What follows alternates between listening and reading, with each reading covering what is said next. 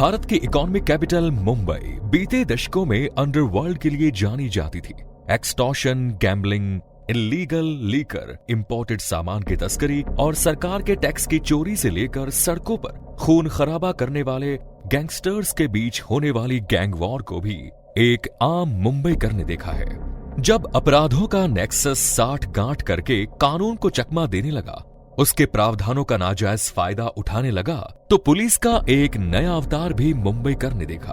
बीते दशकों में सक्रिय गैंग आज मुंबई में नजर नहीं आते। आइए जानते हैं मुंबई में अंडरवर्ल्ड के उदय से लेकर खत्म होने तक की पूरी कहानी। बने रहिए आप हमारे साथ इस इंपॉर्टेंट वीडियो के आखिर तक। साल 1950 यानी कि अंडरवर्ल्ड की शुरुआती दौर में मुंबई ने हाजी मस्तान का वो दौर देखा जब उसने बिना किसी खून खराबे के भी अपने अवैध धंधों को स्थापित कर लिया और अच्छा खासा पैसा कमाया। हाजी मस्तान साउथ इंडिया से आया था, तमिल अच्छी तरह से जानता था।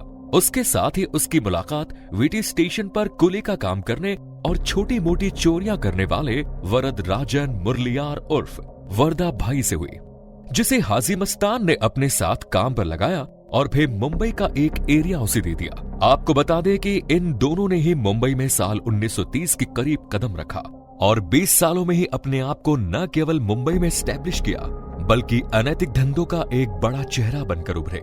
आवाज की दुनिया के इन दो चेहरों के साथ ही मुंबई अंडरवर्ल्ड का एक और कैरेक्टर है जो साल 1911 में अफगानिस्तान के कुनार में पैदा हुआ, लेकिन 21 साल की उम्र में वो तस्करी के काम में अपना सिक्का जमा चुका था। उसका नाम है करीम लाला, जो अफगानिस्तान से चलकर मुंबई आया। यहाँ सबसे पहले उसने हाजी मस्तान से मुलाकात की और फिर यहाँ उसने अपने अवैध धंधों का सिलसिला शुरू किया। तीनों ने अपने अपने काम का एरिया बांट लिया। जहाँ हाजी मस्तान विदेश से आने वाले सामान को अवैध रूप से मुंबई के मार्केट में उपलब्ध कराया करता था और सरकार के टैक्स की चोरी करके पैसा कमाया करता था, वहीं दूसरी तरफ वर्धा राजन मुदलियार शराब का अवैध धंधा करने में माहिर था, जबकि करीम लाला अवैध वसूली और जुए सट्टे के अड्डे चलाने का काम किया करता था। इस समय सरकार विदेशों से आने वाली चीजों पर 400% तक कर लिया करती थी और ये स्मगलर विदेश से चीजों को तस्करी करके अपने पास मांगते थे और यहाँ के मार्केट में उसे बेच दिया करते थे। सरकार के टैक्स ड्यूटी की चोरी करके ये लोग अच्छा पैसा कमाते थे। ये तीनों अपने अपने एरिया में अपना अपना काम किया करते थे।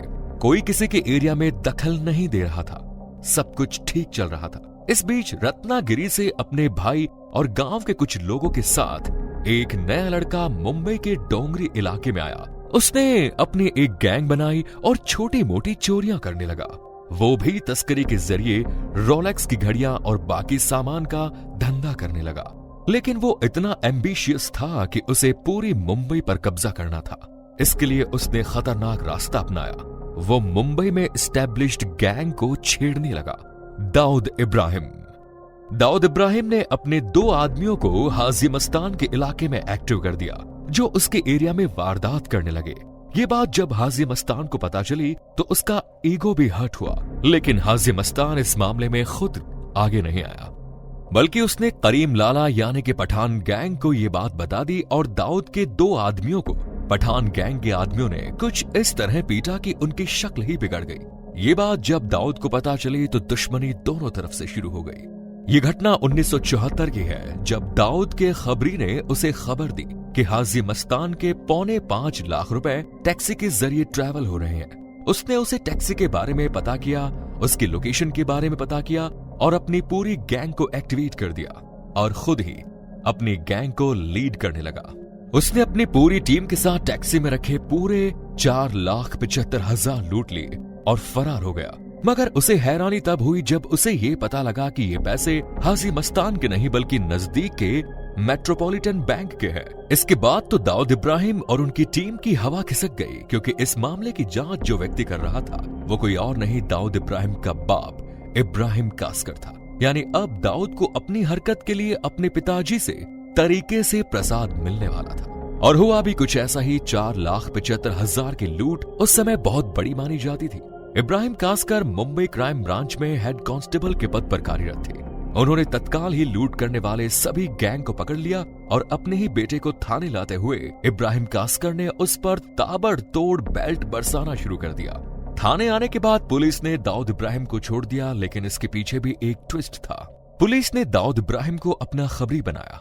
अब वो पठान गैंग और दूसरे गैंग के इंफॉर्मेशन पुलिस को देता था। इसके लिए वो अपने दोस्त और पत्रकार इकबाल की मदद किया करता था।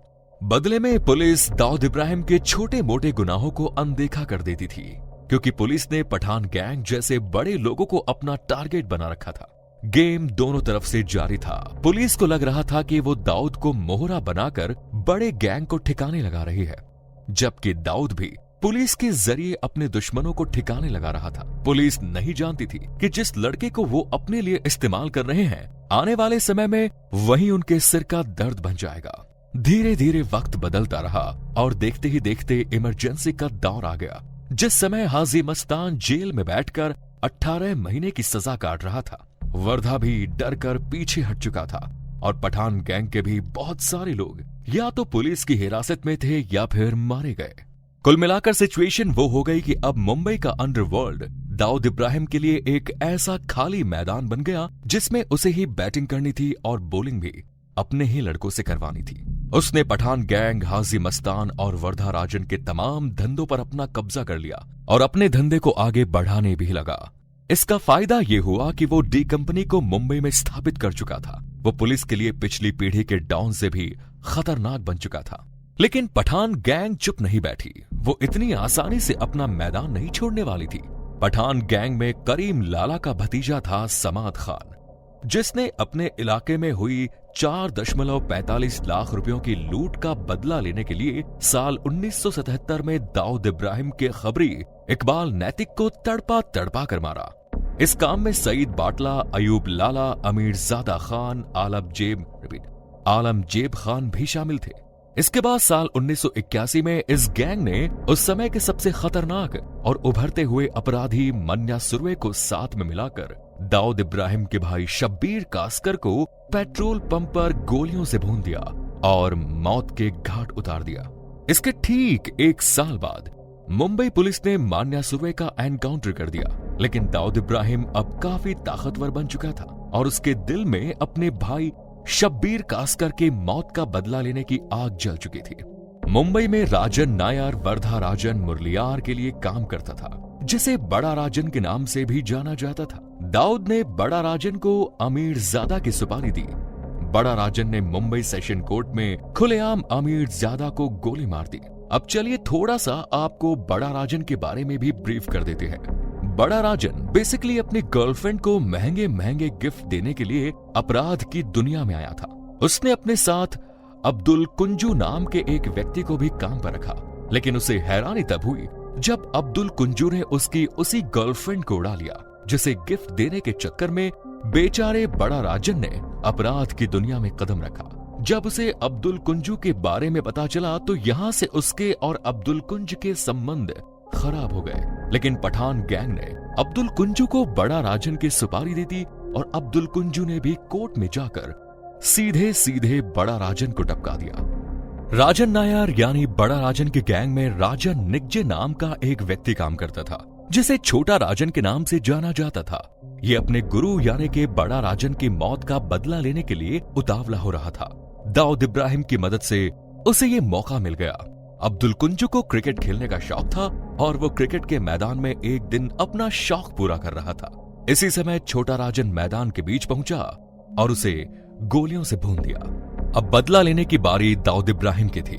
उसने छोटा राजन को समाद खान की हत्या के लिए इस्तेमाल किया। साल 1984 में एक लड़की के द्वारा बिछाए गए ट्रैप में समाद खान फंस गया और होटल के बेसमेंट में छोटा राजन, बाबू रेशम और राम नायक ने उसे गोली मार दी। दौड़ के भाई के कातिलों में अब केवल अयूब लाला, आलमजेब पठान और सईद बाटला बचे थे, जिनमें से अयूब लाला ने देश छोड़ दिया और बाकी 2 पुलिस एनकाउंटर में मारे गए। लेकिन इसके बाद भी अब दाऊद इब्राहिम भाई के बदले भाई चाहता था। वो अब करीम लाला के भाई रहीम लाला को मारना चाहता था। दौड़ में छोटा राजन की मदद से 1986 में रहीम लाला को भी मरवा दिया। हाजी मस्तान और वर्दा राजन पहले ही मैदान छोड़ चुके थे। रहीम लाला के मरने के बाद दाऊद का रास्ता साफ हो गया और अब वो मुंबई का डॉन बन गया। आज की कहानी यहीं तक। आगे की कहानी जानने के लिए कमेंट बॉक्स में पार्ट 2 जरूर लिखिए। धन्यवाद।